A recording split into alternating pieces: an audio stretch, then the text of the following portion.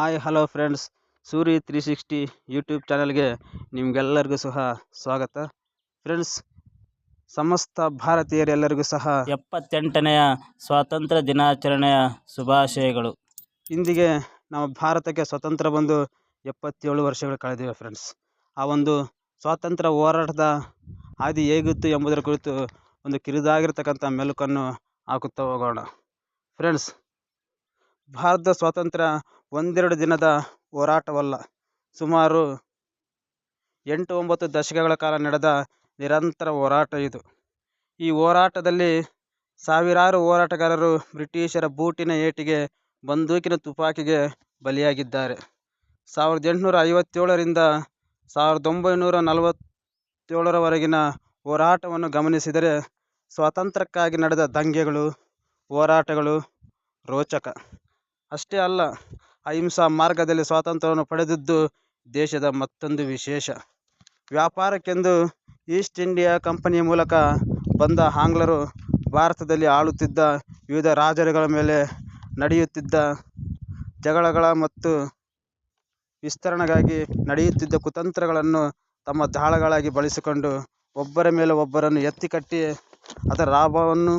ಅದರ ಒಂದು ಲಾಭವನ್ನು ಸ್ವಾರ್ಥಕ್ಕೆ ಪಡೆದುಕೊಂಡರು. ಅಲ್ಲದೆ ಇಡೀ ಅಖಂಡ ಭಾರತವನ್ನೇ ಕಪಿಮುಷ್ಟಿಗೆ ಪಡೆದು ಸರ್ವಾಧಿಕಾರಿಗಳಾಗಿ ಮೆರೆದು ಸಂಪತ್ತನ್ನು ಲೂಟಿ ಮಾಡಿದರು.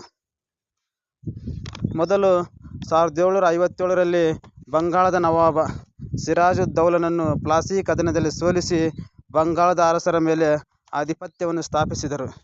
ಹೀಗೆ ಕುತಂತ್ರ ಮತ್ತು ಒಡೆದು ಆಳುವ ನೀತಿಯಿಂದ ಇಡೀ ದೇಶವನ್ನೇ ತನ್ನ ವಶಕ್ಕೆ ಪಡೆದರು. ಹೀಗೆ ಅವರ ದೌರ್ಜನ್ಯ ಹೆಚ್ಚಾಗುತ್ತಿದ್ದಂತೆ ಭಾರತೀಯರೆಲ್ಲರೂ ಎಚ್ಚೆತ್ತುಕೊಂಡರು. ಮೊದಲು 1857ರಲ್ಲಿ ನಮ್ಮ ಭಾರತ ಸಿಪಾಯಿ ದಂಗೆಯೂ ಸಹ ನಡೆಯುವುದನ್ನು ನೀವೆಲ್ಲರೂ ನೋಡಿದ್ದೀರ. 1857ರಲ್ಲಿ ಭಾರತೀಯರ ಸೈನಿಕರಿಗೆ ಬಂದೂಕುಗಳ ತೋಟಕ್ಕೆ ದನ ಮತ್ತು ಹಂದಿಯ ಕೊಬ್ಬು ಸವರಿದ ತೋಟಗಳನ್ನು ಕೊಟ್ಟು ಅದನ್ನು ಬಾಯಿಯಿಂದ ತೆಗೆಯುವಂತೆ ನಮ್ಮ ಸೈನಿಕರಿಗೆ ಆದೇಶಿಸಿದಾಗ ಅದನ್ನು ನಮ್ಮ ಸೈನಿಕರು ನಿರಾಕರಿಸಿ ಅವರ ವಿರುದ್ಧ ದಂಗೆ ಎದ್ದರು. ಈ ಒಂದು ಸಿಪಾಯಿ ದಂಗೆ ಅಥವಾ ನಮ್ಮ ಭಾರತದ ಪ್ರಥಮ ಸ್ವಾತಂತ್ರ್ಯ ಸಂಗ್ರಾಮ ಅನ್ನುವಂಥದ್ದು ಭಾರತದ ಇತಿಹಾಸ ಪುಟಗಳಲ್ಲಿ ಬ್ರಿಟಿಷರಿಗೆ ಒಂದು ನಡಕವನ್ನು ಹುಟ್ಟಿಸಿದಂತಹ ಒಂದು ಕ್ರಾಂತಿ ಅಥವಾ ಒಂದು ಸ್ವಾತಂತ್ರ್ಯದ ಹೋರಾಟ, ಒಂದು ದಂಗೆ ಅಂತ ನಾವಿಲ್ಲಿ ಹೇಳ್ಬೋದಾಗಿದೆ. ಈ ದಂಗೆಯಲ್ಲಿ ಭಾರತೀಯರು ವಿಫಲರಾದರು. ಬ್ರಿಟಿಷರ ಒಂದು ಆಧಿಪತ್ಯ ಹೆಚ್ಚಾಯಿತು. ಆದರೂ ಸಹ ಭಾರತೀಯರೆಲ್ಲರೂ ಸಹ ಈ ಹೋರಾಟವನ್ನು ನಿಲ್ಲಿಸಲಿಲ್ಲ.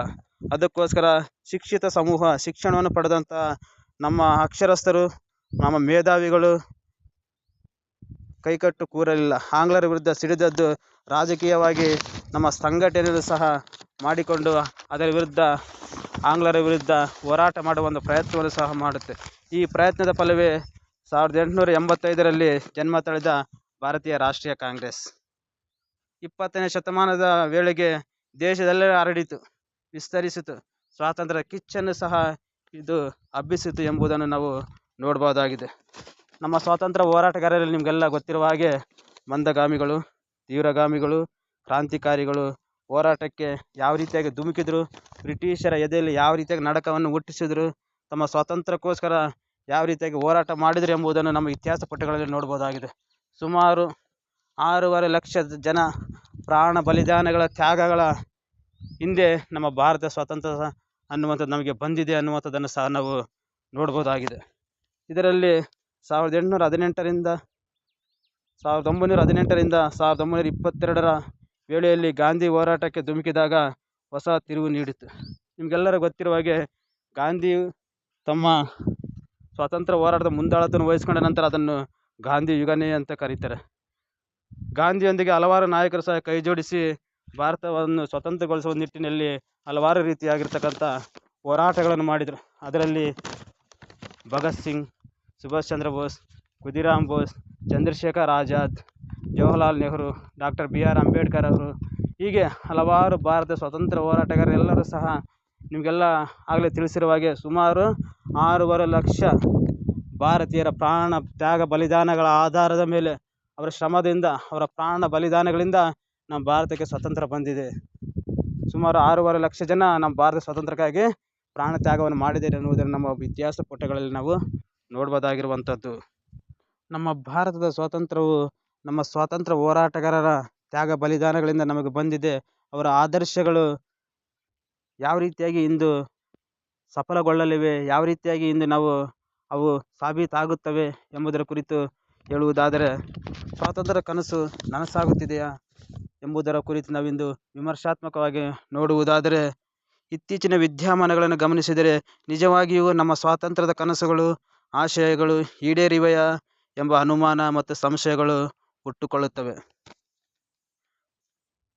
ಒಕ್ಕೂಟ ವ್ಯವಸ್ಥೆಯಲ್ಲಿರುವ ನಾವುಗಳು ಒಂದು ರಾಜ್ಯ ಮತ್ತೊಂದು ರಾಜ್ಯಕ್ಕೆ ಮಗ್ಗಲು ಮುಳ್ಳಾಗುತ್ತಿವೆ.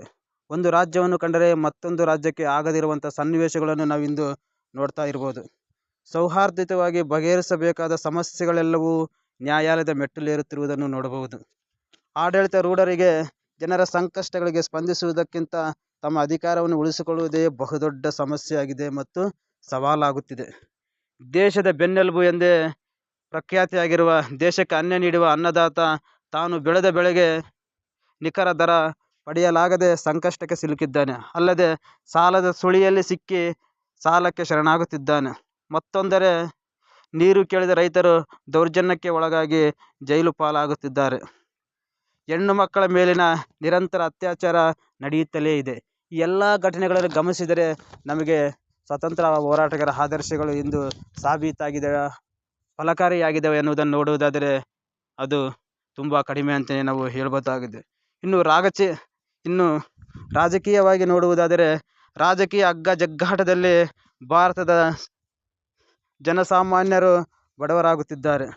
ಅಧಿಕಾರಕ್ಕೆ ಬಂದ ಅಧಿಕಾರ ಪಡೆಯಲು ಹವಣಿಸುತ್ತಿರುವಂಥ ನಾಯಕರು ದೇಶದ ಬಗ್ಗೆ ಚಿಂತಿಸುತ್ತಿಲ್ಲ.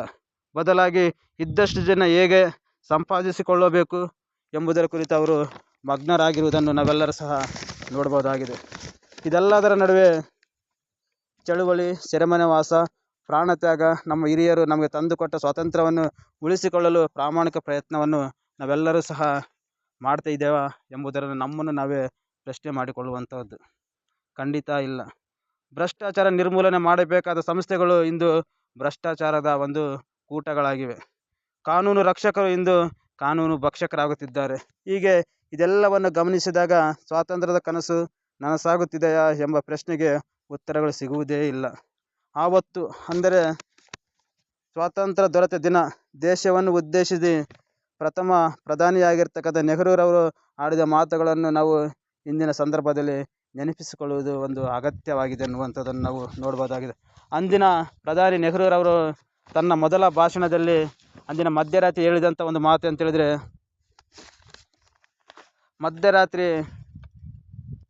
ಮಧ್ಯರಾತ್ರಿ ಗಂಟೆ ಹೊಡೆಯುತ್ತಿದ್ದಂತೆ ಜಗತ್ತು ಮಲಗಿರುವಾಗ ಭಾರತವು ಚಲನಶೀಲ ಮತ್ತು ಸ್ವಾತಂತ್ರ್ಯಕ್ಕೆ ಎಚ್ಚೆತ್ತುಕೊಳ್ಳುತ್ತಿದೆ. ಇತಿಹಾಸದಲ್ಲಿ ಬರುವ ಇಂಥ ಅಪರೂಪದ ಗಳಿಗೆಯಲ್ಲಿ ಅಣತೆಯಿಂದ ಹೊಸತನಕ್ಕೆ ಕಾಪಾಡುತ್ತಿದ್ದೇವೆ.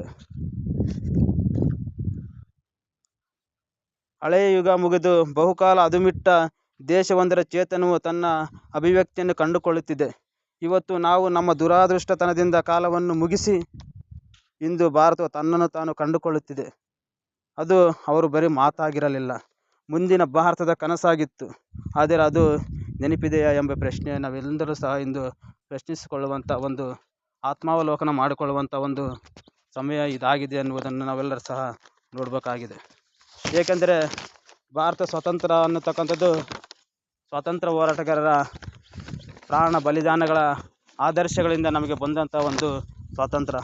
ಆ ಆದರ್ಶಗಳು, ಅವರ ಒಂದು ಆಶಯಗಳು ಇಂದು ಈಡೇರಿವೆ ಎಂಬುದನ್ನು ನಮ್ಮನ್ನು ನಾವೇ ಪ್ರಶ್ನಿಸಿಕೊಳ್ಳುವಂಥ ಒಂದು ಸ್ಥಿತಿ ಇಂದು ಬಂದೊದಗಿದೆ ಎಂಬುದನ್ನು ನಾವೆಲ್ಲರೂ ನೋಡ್ಬೋದಾಗಿದೆ. ಸ್ವಾತಂತ್ರ್ಯದ ನಂತರ ಹಲವು ಏಳು ಬೀಳುಗಳನ್ನು ಕಂಡಿದೆ ನಮ್ಮ ಭಾರತ. ಹಲವಾರು ಮಹಾನ್ ನಾಯಕರು ದೇಶವನ್ನು ಆಳಿದ್ದಾರೆ. ಆದರೆ ದೇಶ ಇನ್ನೂ ತನ್ನ ಕನಸು ಈಡೇರಿಸಿಕೊಂಡಿಲ್ಲ. ಎಷ್ಟು ಮಂದಿ ನಿರ್ಗತಿಕರು ನಮ್ಮ ಮುಂದಿದ್ದಾರೆ. ಅವರ ನೋವು, ಅವರ ಉತ್ತೇಜನ ಮತ್ತು ಅವರ ಮೇಲಿನ ದೌರ್ಜನ್ಯ ದೂರವಾಗಿಲ್ಲ. ಜನಸಾಮಾನ್ಯರ ಸ್ಥಿತಿಯಂತೂ ಬದಲಾಗೇ ಇಲ್ಲ. ಈಗಲಾದರೂ ಅಧಿಕಾರಾರೂಢರು ಅಥವಾ ಅಧಿಕಾರ ಹೊಂದಿರುವಂಥವರು ಸ್ವಾಯತ್ತ ಮರೆತು ಸ್ವಾರ್ಥ ಲೆಕ್ಕಿಸದೆ ದೇಶದ ಜನತೆ ಬಗ್ಗೆ ಚಿಂತಿಸುವ ಮತ್ತು ಅವರ ಅಭಿವೃದ್ಧಿಗೆ ಸಹಾಯಕವಾಗುವ ಯೋಜನೆಗಳನ್ನು ಜಾರಿಗೆ ತಂದು ಸಮೃದ್ಧ ಭಾರತಾಂಬೆಯನ್ನು ನೀಡಲಿ ಎಂಬುದೇ ಸಮಸ್ತ ಭಾರತೀಯರ ಒಂದು ಆಶಯ ಆಗಿದೆ. ಭಾರತದ ಸ್ವಾತಂತ್ರ್ಯ ಹೋರಾಟಗಳ ಆಶಯಗಳು ಆದಷ್ಟು ಬೇಗ ಈಡೇರಲಿ, ಭವ್ಯ ಭಾರತವನ್ನು ನಿರ್ಮಿಸಲಿ. ಭವ್ಯ ಭಾರತದಕ್ಕಾಗಿ ನಾವೆಲ್ಲರೂ ಸಹ ಪಣತೊಟ್ಟು ದೇಶವನ್ನು ಮುನ್ನಡೆಸುವ ಒಂದು ಪ್ರಯತ್ನವನ್ನು ಮಾಡೋಣ ಅಂತ ಹೇಳ್ತಾ ಇಂದಿಗೆ ಈ ವಿಡಿಯೋವನ್ನು ಮುಕ್ತಾಯಗೊಳಿಸ್ತಾ ಇದ್ದೀವಿ. ಜೈ ಹಿಂದ್. ಈ ವಿಡಿಯೋ ನಿಮಗೆ ಇಷ್ಟ ಆಗಿದ್ದರೆ ಲೈಕ್ ಮಾಡಿ, ಶೇರ್ ಮಾಡಿ, ಸಬ್ಸ್ಕ್ರೈಬ್ ಮಾಡಿ ಅಂತ ಹೇಳ್ತಾ ಈ ವಿಡಿಯೋವನ್ನು ಇಲ್ಲಿಗೆ ಮುಕ್ತಾಯಗೊಳಿಸ್ತಾ ಇದ್ದೀವಿ. ಜೈ ಹಿಂದ್.